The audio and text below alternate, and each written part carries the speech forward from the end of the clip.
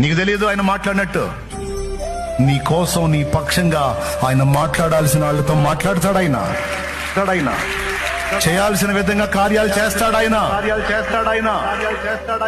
ఏం కంగారు పడాల్సిన అవసరంలా, నువ్వేం గందరగోళం అవ్వాల్సిన అవసరంలా.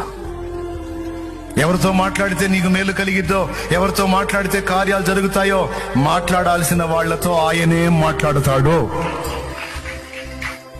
దిగులు పడద్దో. విశ్వాసము గలదానవై ఆయన సన్నిధిని ప్రేమించు. విశ్వాసము గలవాడవై ఆయన సన్నిధికి చేరి నీ బాధ, గోడు, వేదన అంతా చెప్పు చెప్పు చెప్పు.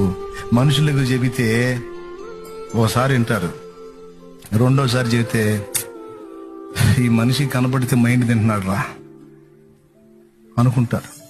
10 మంది దగ్గరికి వెళ్ళి నీ బాధ 10 సార్లు 10 మందికి చెప్పుకునే కంటే ఆ 10 సార్లు ఒక్క దేవుడు, నీ ప్రభు అయిన యేసు దగ్గరికి వెళ్ళి చెప్పుకో 10 సార్లు.